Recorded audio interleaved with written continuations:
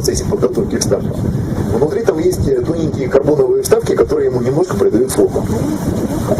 Then the tail is separated from the back of the pilot. So this is the back, the tail, and this is separated. Because when the pilot turns, the tail keeps all the time straight. So when you are turning, the harness is always on face, and you turn, but not the harness and the tail. So this increase a lot the performance. Очень интересная техническая деталь. У дрифтера задний обтекатель, он не связан с лопатками со спиной пилота непосредственно. Поэтому, когда пилот совершает разные движения корпусом в подвеске, задний обтекатель все равно сцентрован по потоку, и, по мнению ребят, это очень сильно улучшает летучесть. Because when you have something moving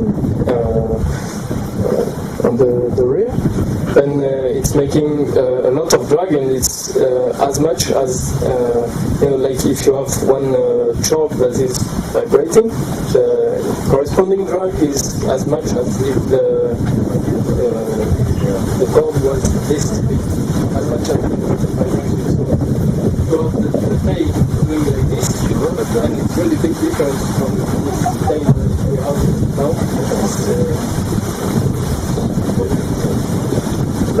Симон говорит, что с длинными хвостами у компетишн подвесок достаточно часто встречается одна и та же проблема. Либо эти хвосты отклоняются, когда пилот работает весом, либо эти хвосты в силу своей недостаточной жесткости начинают мотыляться в потоке. В обоих случаях аэродинамика очень сильно ухудшается, и хвост практически теряет смысл. Поэтому при работе над дрифтером было сделано все, чтобы хвост сидел в потоке как влитой. And also an important thing that we noticed, but that is really hard to see, is that when you go with speed, your harness, usual harness, it's almost always going just a bit not on the axis, because it's stable, and when you're really in the good axis, it's not a stable situation. So we are always just a bit turned, and this in terms of performance, as now we managed to, with this big tail, to stabilize in the good axis. It's the main. Вот, собственно, выяснилось, почему у дрифтера задний обтекатель похож немножко на килю самолета. Он сплюснут в вертикальном направлении. Смысл очень простой. Когда пилот идет на переход, особенно на акселераторе, то носовая часть обычного бока, она, как правило, немножко отклоняется. И это, по мнению ребят, очень сильно влияет тоже на аэродинамику, качество ухудшается. Поэтому было принято очень простое решение попытаться сделать задний обтекатель, по сути дела, килем самолета, чтобы он стабилизировал всю подвеску. И, насколько я понимаю, это удалось. In the matters of safety, the harness of course is certified and also have 15 centimeters of back protection, and then there's a new improvement that is also about the rescue. So the rescue has two zips here behind, below, that when you just unplug, the zips open and the rescue goes. So you don't have to push, and sometimes if you are in a critical situation where there is a lot of pressure, it's difficult to release the rescue. In this case, we just open and it goes. Что касается безопасности, у дрифтера с ней тоже все очень серьезно. Во-первых, дрифтер оборудован 15-сантиметровым сертифицированным музбэгом, что для компетишн подвески, конечно, много. И, во-вторых, есть интересная инновация, связанная со спасательным парашютом. Отсек спасательного парашюта раскрывается на двух молниях, там достаточно маленькое трение, и крайне важно, чтобы в какой-то опасной критичной ситуации запаска выходила очень легко. У дрифтера при рывке за ручку молнии сразу открываются, и, насколько я понял, весь отсек запаски раскрывается наружу, и запаска выпадает практически под своим весом.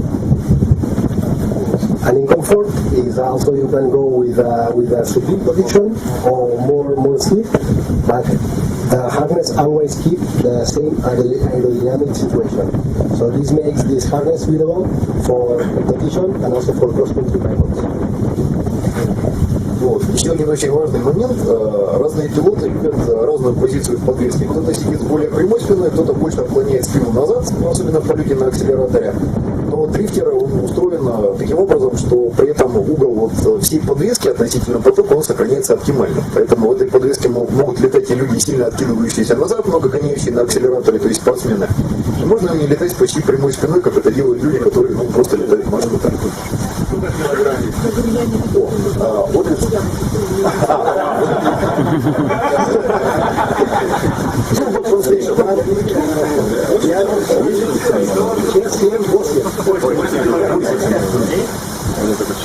So I have a question from myself. As far as I know, sorry, I will give this question to everyone in Russian and then translate it to you. У меня тоже есть интерес к подвескам коконам, и насколько я знаю рынок этих подвесок, сейчас практически все производители стараются коконы максимально облегчать, и это здорово. Типичный кокон, вот 7-8 килограммов, таскать это на своем горбу очень тяжело. Даже лично мне было бы очень интересно иметь кокон, который достаточно легкий, в пределах 4-5 килограммов. И сейчас я собираюсь задать ребятам вопрос, а будет ли у них запланирован такой продукт, и что они делают в этом направлении. Одобрите? So, people approve my question, and the question is the following. Now the market of closed harnesses is evolving towards the letter weight. Because the typical competition harness is terrible in terms of weight. 8 kilograms, 10 kilograms, it's very difficult to port it in your porting sack. It can create some problems with safety at the takeoff. So every manufacturer evolves in the direction of smaller weight. What do you do in this direction? Lighter cocons, do you do? And also in our factory, we are now capacity for work with harnesses. So now we release the drifter, that is the cross-country and competition harness, and we will release one harness for tandem. We will release one harness for speed wings. Okay, so we are working in this way. Also, we obtain one reversible harness. But in the competition is like a rally with a car. So we have to sacrifice something because the goal is to have the better performance. If we want to have the better performance, we need a harness with a long tail. In this case, the tail is made very light, so it's made with paragliding materials, with carbon lines to keep the structure strong. But of course, we cannot go with a very weak, with very maleic harness. If we are looking for performance. Сейчас Нивюк обладает собственным производством подвесных систем, производит широкую гамму подвесок, и отчасти из этого следует под подвесками, которые накопил Нивюк. А из этого опыта следует вещь, немножко грустная, наверное, те, кто интересуется легкими коконами. Компромисс практически невозможен.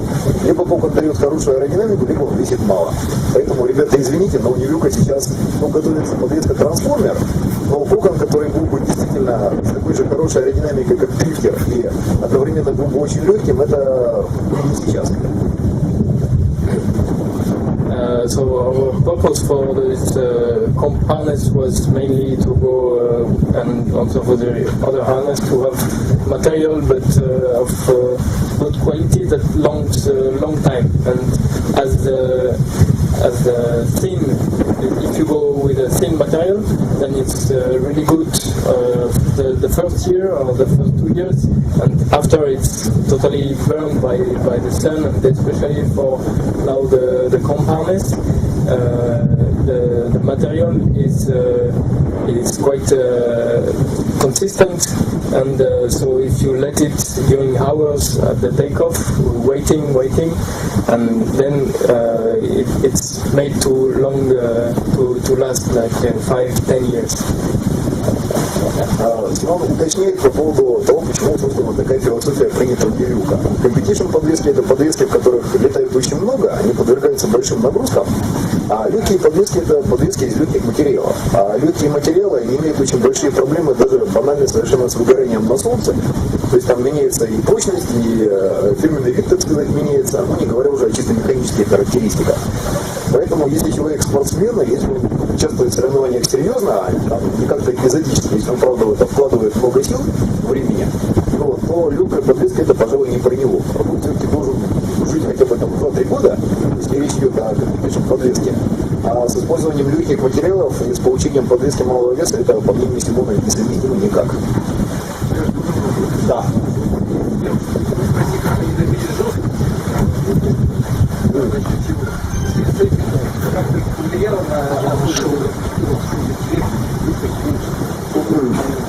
A very interesting question.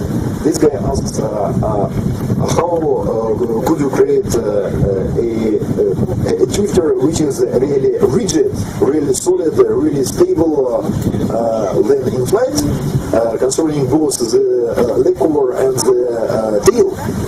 And how does it concern the other characteristics of the harness?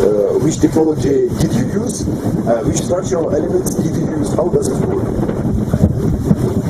So now the produce is not released for everybody, so maybe you will discover when it's out. But it was really a lot of prototypes, especially for this backwards structure, because you can see many structures already on the market, but to have something that is really efficient, it was really a big job. With also the intakes are quite important. По большому счету Симон говорит, что подвеска это не предназначена для особо массового использования, поэтому проще будет посмотреть на его собственную подвеску, например, которая есть. Ну вот, и Симон, насколько я понимаю, не хочет раскрывать детали. Единственное, что он сказал четко, он сказал насчет заборников, через которые наполняется хвост. Он говорит, что у них есть несколько ноу-хау, связанных с размерами и расположением этих заборников, и, в общем, это вся информация, которую он вот в открытую выдал. По поводу ее упаковки.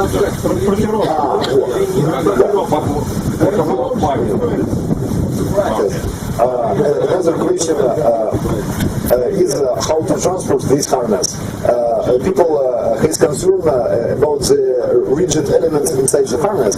Is it easy to stock it into a rucksack? Can it be folded easily? Can it be transported easily? Or it has restraints? No, actually there is no restraint because the back is quite hard. It's I love it because it's comfortable. You feel like really in a chair. And the guys that tried said, "Wow, it's amazing." And then the tail, you just put it, you just fold the tail, and then it's protected by the back. Да, такая проблема в принципе могла бы возникнуть, но проблема с транспортировкой. Но штука в том, что у дрифтера достаточно жесткая спинка. Симон очень любит подвески с жесткой спиной, потому что он распирается ей, когда работает весом и акселератором. Ну вот, а так как у дрифтера очень длинный хвост со внутренними элементами, которые надо защищать при транспортировке, то этот хвост он просто накладывается на спинку подвески, а вся она складывается, и все эти нежные внутренние элементы, они оказываются защищены, то есть проблем нет. We had we had one harness in a demo in Italy, one festival, demonstration, and the ozone designer was here, and he said, "Whoa, this I will buy." Симон говорит, что одна из гемоподвесок, она использовалась активно в таком летном месте, как Монте-Графа. Ну вот, и когда туда приехал конструктор Озона, я так понимаю, одного из очень сильных конкурентов Нью-Йорка, ну вот он сказал всего две вещи. Первое, вау, и второе, я это покупаю. So this is just the beginning. И это только начало.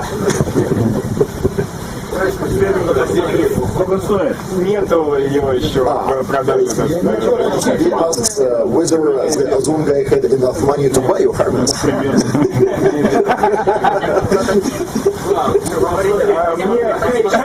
Шоу.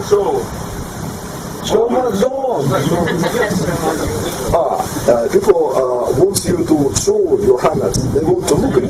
Just here, just now.